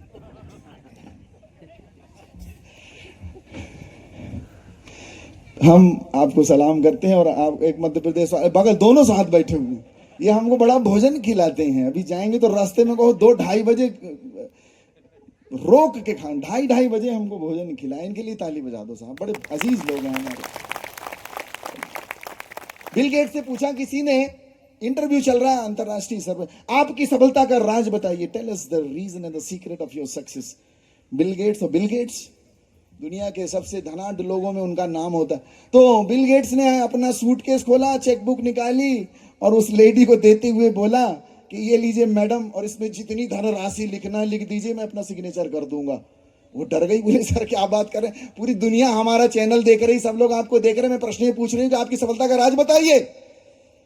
बिल गेट्स ने फिर आगे कि मैडम इसमें भर दीजिए, जितना पैसा आपको भरना मैं सिग्नेचर कर दूंगा। तीसरी बार फिर वो औरत वही बात कि सर आप मेरी बात तो नहीं समझ रहे, मैं पूछ रही हूँ कि आपकी सफलता का राज बताइए, tell us the secret of your success. 3 बार ऐसा ही हुआ। बिल गेट्स ने आगे किया, उस स्त्री ने, ये उन्होंने अपना चेक रखा सूटकेस, बोले मैडम यही मेरी सफलता का राज है। बोली मैं समझी नहीं, मैं समझी नहीं। उन्होंने कहा मैंने आपको 3 बार अरबपति खरबपति बनने का अवसर दिया, आप चूक गई उस अवसर को, लेकिन मेरे जीवन में आए हुए किसी भी अवसर को मैं चूकता नहीं हूं, वही मेरी सफलता का राज है। I never miss any opportunity. अवसर मिला है, आपको मनुष्य होने का अवसर मिला है, और इस अवसर को यदि आप चूक गए हैं तो दुर्भाग्य है। मानुषम लोकम मुक्ति द्वारम, यही मुक्ति का दरवाजा बनता है। हालेलुया। बोलिए प्रभु यीशु महाराज की, परम पिता की। अवसर दिया है ईश्वर ने हमको, इस अवसर का लाभ उठाना है। राजा योआश को अवसर मिला, और वहां पर भी जब आप नए नियम में देखते हैं, सदगुरु यीशु दृष्टांत सुनाते हैं कि एक परदेश जा रहा व्यक्ति अपने सेवकों को, एक को 5, एक को 2 और एक को 1 तोड़े देता है, उनकी योग्यता के अनुसार देता है, उनके लिए अवसर है। तो 5 वाला आकर कहता है मैंने 5 का और 5 बनाया है, शाबाश, उत्तम, बढ़िया सेवक, तू 5 का बनाया 5, तू मेरे आनंद में सहभागी। दूसरा वाला आता है 2 का 2 बनाया, शाबाश। और एक जिसके पास 1 है वो धरती पर गाड़ देता है और वो नाराज होते। अवसर को बर्बाद कर दिया। मूलभूत बात ये, अवसर बर्बाद कर दिया। आशीष जी, हमारे यहाँ एक घटना घटी, बड़ी अनूठी। पास्टर साहब, एक प्रश्न भी है इसके साथ आपके लिए। हमारे यहाँ एक राजा साहब थे, राजा जी थे, और राजा के साथ एक विडंबना ये थी कि राजा की एक आंख जो थी वो नहीं थी और एक पांव नहीं था। एक आंख से वो कन्मा था और एक पैर ही नहीं था उसका। और राजा के जहन में, दिल में ख्याल आया कि मेरे राज दरबार में मेरे पूर्वजों की बड़ी बड़ी प्रतिमाएं लगी, बड़ी बड़ी पिक्चर फोटो लगी हुई हैं, मेरी भी फोटो वहां पर होनी चाहिए। तो राजा ने अपने राज आज्ञा दी कि जाओ साहब, अच्छे अच्छे आप जो जो पेंटर हो, कलाकार हो, सब यहां पर आओ, और जो मेरी बेहतरीन पेंटिंग बनाएगा उसको मैं बहुत ऐसे इनाम दूंगा। अब साहब जब बड़े बड़े कलाकार आए, उसने राजा को देखा कि राजा की एक आंख नहीं, एक पांव नहीं, तो कैसे उसकी पेंटिंग बनाए, और खराब बनेगी तो राजा फांसी में टांग देगा। और सब के सब परेशान, तो सबने मना कर दिया कि भाई हमसे ना बन पाएगी।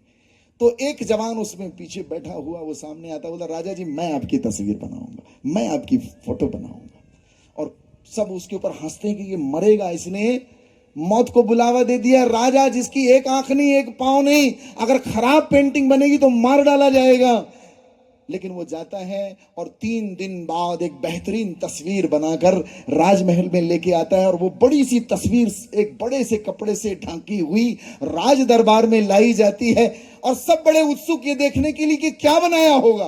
कुछ के मन में संदेह कि निश्चित ये मारा जाएगा। लेकिन जब उसने उसमें से पर्दा हटाया, सारी जनता का मुंह खुला का खुला रह गया। बड़े बड़े कलाकार और बड़े बड़े चित्रकारों ने अपने दांतों तले उंगली दबा ली, हैरान। राजा उठ के ताली बजाता है। आपको बताएं प्रियो उसने क्या किया था, क्या किया होगा उसने? हेलो, आप क्या करो? आपके सामने ऐसा अवसर आ जाए, आप क्या करो? पता है प्रियो उसने क्या किया? उसने राजा की तस्वीर में राजा को एक घोड़े में बैठा हुआ दिखाया, और एक पांव जो नहीं था वो दिखाई नहीं दे रहा, और एक आंख से राजा बंद करके तीर खींचते हुए, धनुष खींचते हुए, निशाना लगाते हुए दिखाया। एक आंख जो खराब है वो तो बंद करवा दी, और एक पांव नहीं, वो इस तरफ है। ऐसी मस्त कलाकारी की। राजा ने उसको इनाम दिया और कहा तूने मेरे शरीर की कमजोरियों को छुपाते हुए एक अनूठी तस्वीर बनाई है, मुझे बता तुझे ये ख्याल कैसे आया? उसने कहा महाराज मुझे एक बात पता चली जो मैंने बड़े ध्यान से देखी, कि आपकी एक आंख और एक पांव नहीं है, लेकिन आपका एक आंख और एक पांव तो है। बस वहीं से मुझे ख्याल आ गया। हालेलुया। विपरीत परिस्थितियों में भी जो पॉजिटिव खोज लेता है वही जिंदगी में कुछ करके दिखाता है। बड़ी इंपॉर्टेंट बात। आप बोलो मेरे पास एक मिला है, अरे मुझे पता है तू बड़ा कठोर आदमी है, तूने जहां बोया नहीं वहां बटोरता है। हाँ, अवसर दिया है, आप कंप्लेन नहीं कर सकते, आप कंप्लेन नहीं कर सकते, और कंप्लेन नहीं करना है। सबको दिया है, सबको मिला है। हालेलुया। बोलिए प्रभु यीशु महाराज की, परम पिता की, पावन आत्मा की। Hallelujah, hallelujah, hallelujah. बोलिए प्रभु यीशु महाराज की, पावन आत्मा की, आज के आनंद की। राजा युवास के पास अवसर आया, और उस अवसर को वो चूकता है। प्रथम चरण में सपोर्ट मिलता है, कर लिया। द्वितीय चरण में उसकी परीक्षा है। द्वितीय चरण परीक्षा का होता है। हेलो, आपको बताएं एलीशा और उनके गुरु ये जहां जहां जाते थे, एक आपको बताएं 3 चीजें बड़ी इंपॉर्टेंट होती हैं। Life is a test, life is a trust, and life is a temporary assignment. जीवन एक टेस्ट है, ट्रस्ट है, और उसके बाद जो सबसे बड़ी चीज जो आपके जहन में होनी चाहिए, टेम्पररी असाइनमेंट है। आप बहुत थोड़े पल के लिए यहां पर हैं, और यहां आपकी तैयारी का अवसर है। This is the time of preparation. और वो समय जो इसके बाद आप गुजारेंगे उसकी तुलना में ये पल बिल्कुल नगण्य और क्षणिक और भंगुर है। पानी केरा बुदबुदा अस मानुष की जात, देखत ही छिप जाएंगे जो तारा परिभात। ये भांगुर है, क्षणिक है। आपको पता है एलिया जाते हैं गांव में सारपत नगर में और आवाज देते हैं, और एक स्त्री लकड़ी बीन रही है, उठा रही लकड़ी, और गुरुजी का चेला है एलिया कहता है मुझे पानी पिला। वो जाती पानी पे, बड़ा आसान है, किसी को पानी पिलाना बड़ा सरल है, पानी पिलाओ जाती। और जैसे वो जाने लगती है एलिया कहते हैं एक काम कर, मेरे लिए रोटी का एक टुकड़ा भी लेती आना। रुक गई। ये द्वितीय चरण साहब, द्वितीय चरण कठिन होता है, प्रथम चरण में बड़ा सरल है। आपको पता है गुरुजी ने भी कई बार परीक्षा ली है लोगों की, टेस्ट है, ट्रस्ट है, टेम्पररी असाइनमेंट है। जैसे वो कहता है रोटी का टुकड़ा, तत्क्षण रुक जाती है और कहती है हमारे यहां कुछ भी नहीं, एक मुट्ठी आटा है, थोड़ा सा तेल है, और उसके बाद मैं रोटी बनाऊंगी, खाऊंगी, और मैं और मेरा बेटा निश्चित मरेंगे। प्रभु का दास कहता मरोगे नहीं, जाओ मैं जो कहता हूं उसको करो। गुरुजी कहते हैं, एक व्यक्ति आता है कहता है गुरुजी मेरी बेटी मरने पर है, आप चलिए हाथ रख दीजिए, जी जाएगी। उसकी बात सुनकर यीशु मसीह उसके पीछे हो लेते हैं। आहा, बड़ा अनूठा, प्रथम चरण में बड़ा सरल है, गुरुजी चल दिए। लेकिन उसके बाद द्वितीय खंड में घटना घटती है, वहां पर एक जोड़ होता है, वहां पर एक घटना घटती है, 12 वर्ष से रक्त स्राव से पीड़ित एक महिला का आख्यान। वहां कई घंटों गुजर जाते हैं, और उसमें जब विलंब होता है, एक आदमी आके कहता है तेरी बेटी मर गई है, गुरु को कष्ट न दे। वो द्वितीय चरण बड़ा कठिन होता है साहब। हालेलुया। हाँ, बड़ा कठिन है, बड़ा कठिन है। आपको पता है एक यूरोप की बड़ी प्यारी घटना है पास्टर साहब, बड़ी अनूठी घटना। एक पास्टर साहब थे, ट्रेन में चले जा रहे, और ट्रेन में जब जा रहे हैं तो प्रभु की आवाज, 80 साल का पास्टर, एक आवाज है, उठ खड़ा हो, मेरे पुनरागमन का उद्घोष कर। अब वो कांपते हुए खड़ा होता है, यार ये आवाज आई, मेरे पुनरागमन का उद्घोष कर। वो खड़ा होता है और प्रचार करने लगता है, पश्चाताप करो परमेश्वर। तो एक औरत आती, बट बकवास बंद कर, इस ट्रेन में क्या कर रहा। तो वो पास्टर साहब चुपचाप शांत होकर बैठ जाते हैं कोने में। फिर आवाज आती है उनको 10 मिनट बाद, उठ खड़ा हो, मेरे पुनरागमन का उद्घोष कर। वो पास्टर साहब फिर खड़े होते हैं, फिर प्रचार करने लगते हैं। अब वो औरत कुर्सी में बैठ के ट्रेन की, और अपनी सैंडल बाहर निकाल के दे तड़ातड़, दे तड़ातड़, और वो आदमी अपने आप को पास्टर साहब बचाए। और उस औरत का छोटा सा बच्चा, 7 साल का बच्चा, चीख के बोलता है मम्मी क्यों मार रही है उसको, ये प्रभु का दास है, ये ठीक बोल रहा है आपको। और वो औरत कांपने लगी, उस प्रभु के दास के चरणों को पकड़ लिया उसने। प्रभु के दास ने कहा मैडम पागल हो गई क्या, पहले मेरे को मना करी, फिर मेरे को सैंडल से पीट रही, अब मेरे चरणों में गिर के रो रही है, क्या हो गया तुमको। उस औरत ने कहा सर ये जो मेरा बच्चा है ना, ये सामने, ये 7 साल से गूंगा है, बोलता नहीं था, ये आज ये बोल रहा है, ये गूंगा पैदा हुआ था, आज ये बोल रहा है। प्रियो, जब प्रभु कोई बात बोलते हैं, उसमें आपको पता है उस ट्रेन की यात्रा में, उस बोगी पर बैठे हुए प्रत्येक मनुष्य के जिंदगी की यात्रा ही बदल गई।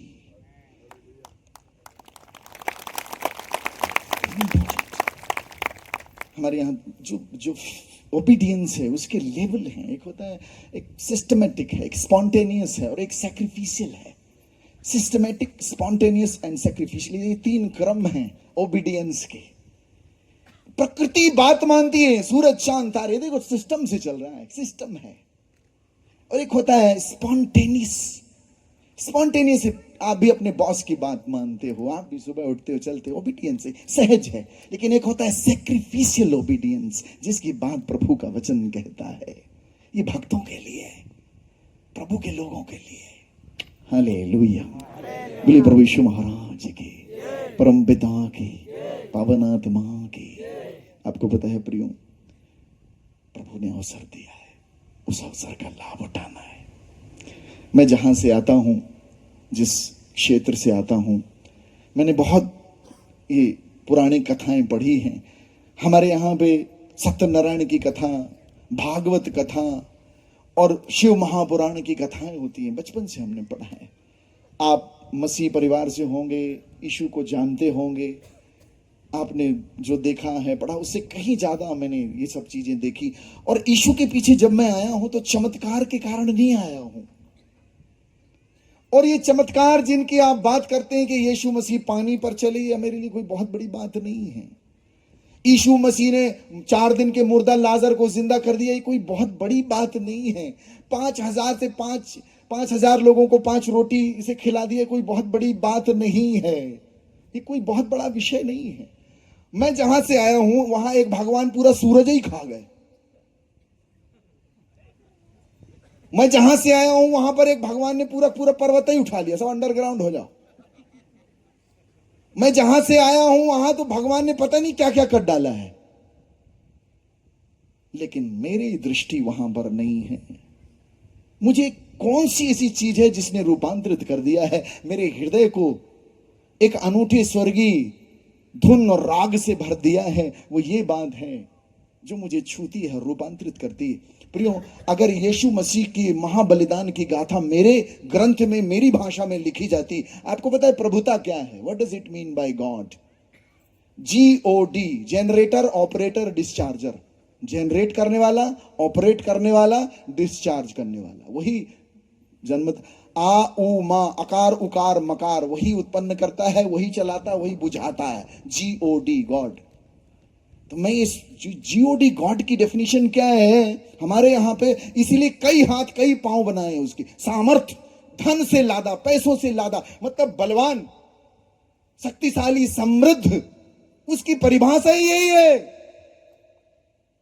आपको बता दें प्रियो, ईश्वर की परिभाषा इसी में कि उसके पास बल होना चाहिए, पावर होना चाहिए। मनुष्य आग से डरा, उसने अग्नि देवता बनाए। मनुष्य वायु से डरा, उसने वायु देवता बनाए। मनुष्य जल से डरा, उसने जल देवता बनाए। ऐसे नहीं बना है। जिस चीज की पावर है, शक्ति है, बल है, ताकत है, जिसकी ऊर्जा है, उसी के सामने मनुष्य झुकता है, वहीं से भगवान बन जाता है। हालेलुया। बोलिए प्रभु यीशु महाराज की, परम पिता की। मेरे ग्रंथ में, मेरे लैंग्वेज में, मेरे हिसाब से यदि प्रभु यीशु का ग्रंथ लिखा जाता तो ऐसे लिखा जाता, यीशु मसीह क्रूस पर है। लोगों ने कहा यदि तू परमेश्वर का पुत्र है, ईश्वर है, तो बचा। यही परिभाषा है लोगों की, सामर्थ्य दिखा।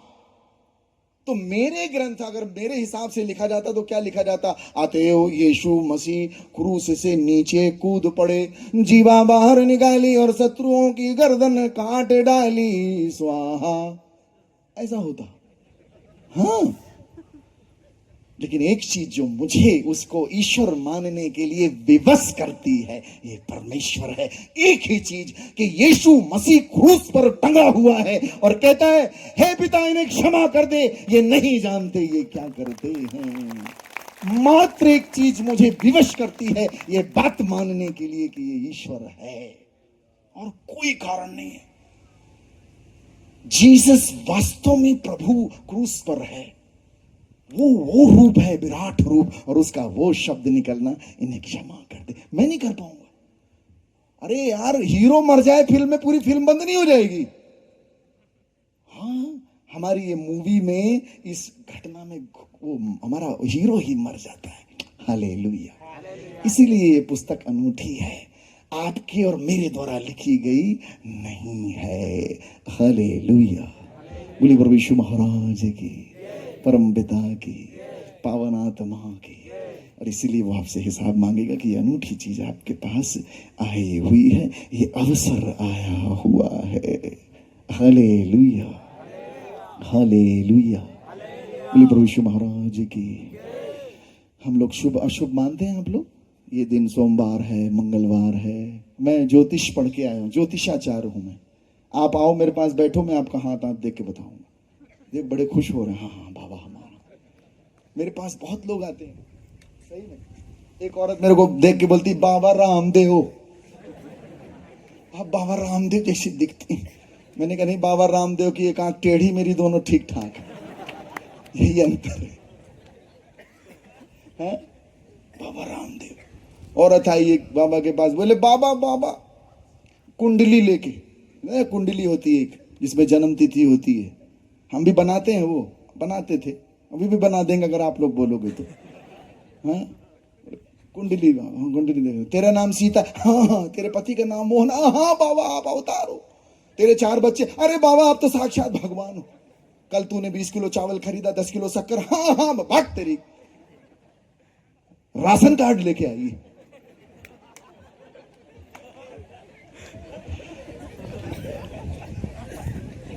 सीरियसली लोग आते हैं, बोलते हैं बाबा हमारा, मेरे आश्रम में पास्टर साहब, अब मैं एक छोटा आश्रम बनाया था, जंगल में रहूंगा, बाबा आबा लोगों को बहुत पीछे पड़ते हैं लोग, पता नहीं दाढ़ी आढ़ी का पता नहीं क्या लोगों को लगता है, बाबा बाबा बाबा। और मैं अब देखो, आप लोग भी मेरे ये बाबा रूप देख के आए होंगे, सीरियसली। अभी हम लोग औरंगाबाद में थे, पुलिस भी 70 पुलिस लगी थी मेरे सिक्योरिटी में, कोई बाबा को मार ना दे। एक आदमी पहुंचा, बोले बाबा नौकरी चाहिए, तो मैंने कहा तू कहां तक पढ़ा, बोले बीए, मैंने कहा बीए एक बार और कर, उससे क्या होगा, तो बीए बीए बाबा नौकरी की जरूरत है तू, हाँ सारा पैसा बाबाओं के पास में है पूरे भारत का, और पकड़े भी जाते, मेरे पास भी बहुत आई लव यू वाले मैसेज आते हैं, आई लव यू बाबा जी, उनका भेजना नहीं, आई लव यू के चक्कर में उससे बाबा जेल में डले। हाँ साहब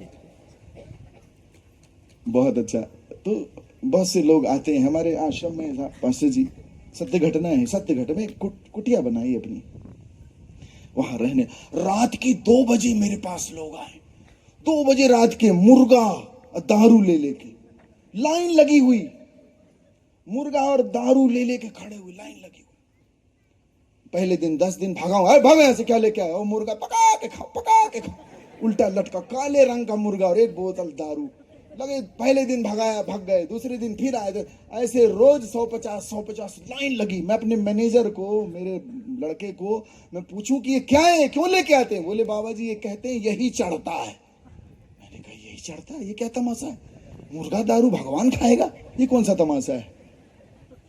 तो साहब मैं वो टंकी देख तो मैंने प्रभु से कहा कि प्रभु मैं क्या करूं, इनको भागा भागा के थक गया हूं। तो प्रभु ने मुझे दर्शन दिखाया, मैंने एक भवन बनाया, और फिर मैंने कहा कि वहां पर आप अपनी अर्जी चढ़ाओ, ये दारू और मुर्गा चढ़ाने की जरूरत नहीं है। तो सब लोगों को मैंने एक लड़का बैठा दिया, सब अपनी प्रार्थना लिखवाते थे, और साहब ऐसा हुआ कि उस गांव में 5000 की आबादी का वो गांव, वहां दारू और मुर्गा का कल्चर बंद हो गया, प्रार्थना की पर्ची का कल्चर प्रारंभ हो गया। सच की घटना बता, हालेलुया, बोले प्रभु यीशु महाराज की, परम पिता की। तो लोग हमारे पास आते हैं, हमसे राह मांगते हैं, इस कपड़े में मुझे देखते हैं और अपना हाथ दिखाते हैं, अपना माथा दिखाते हैं कि बाबा हमारा हाथ देख दो, हमारा पांव देख दो, वो माथा देख दो, कुछ तो बताओ। ऐसी आपकी जैसी सभा लगी थी, मैं प्रवचन कर रहा था, एक औरत चीख चीख के रो, मैंने कल बोला था, औरतें जब रोती तो अपने मुंह में हाथ धरती हैं, वो आदमी जब रोता है तो अपनी, क्योंकि औरतों के ज्यादातर गुनाह कहां से होते हैं, और मनुष्यों के ज्यादातर गुनाह कहां से, आदमी की।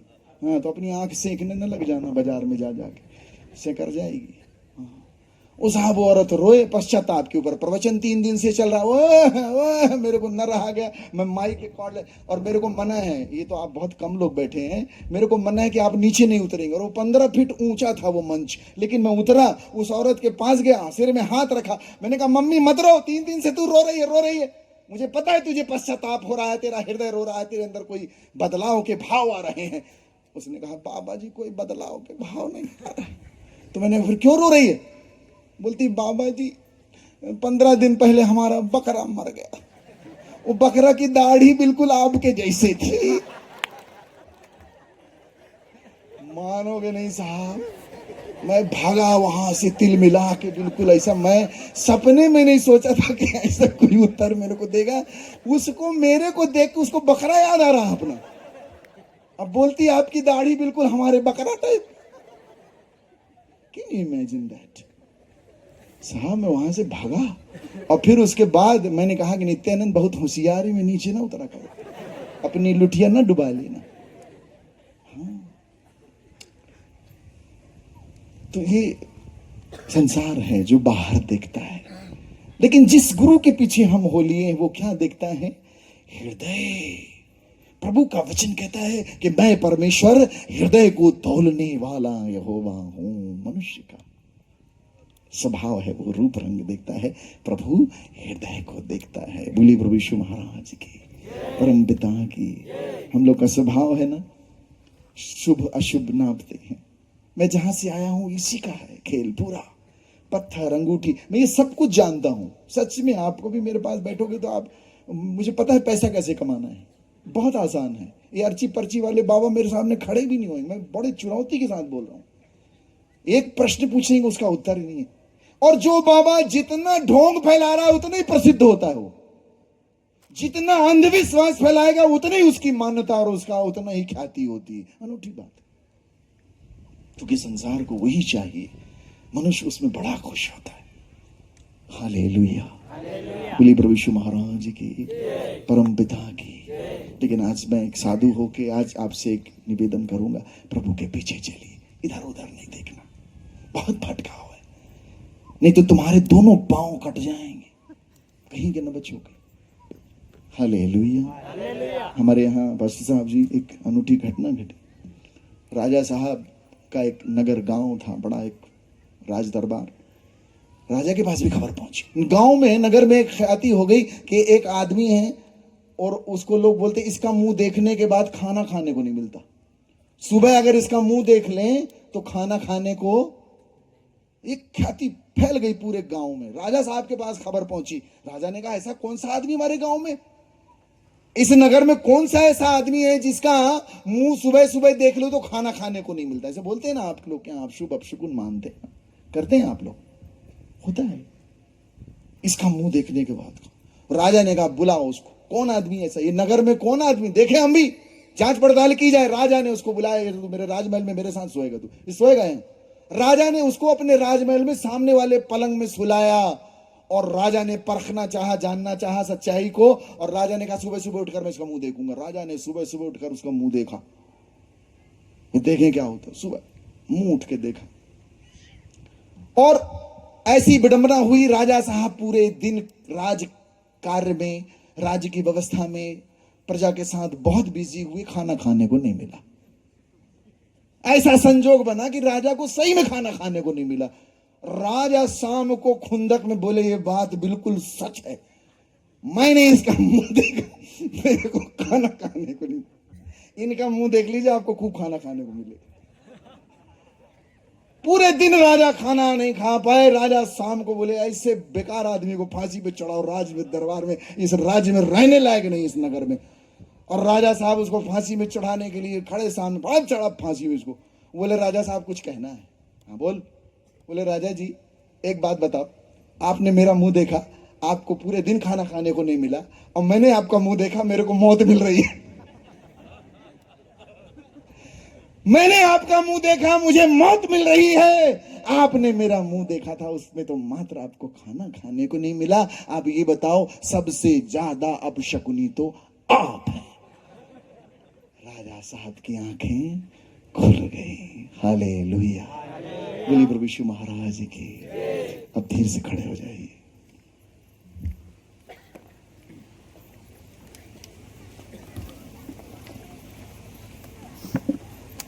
बहुत सी बातें हैं। आज एक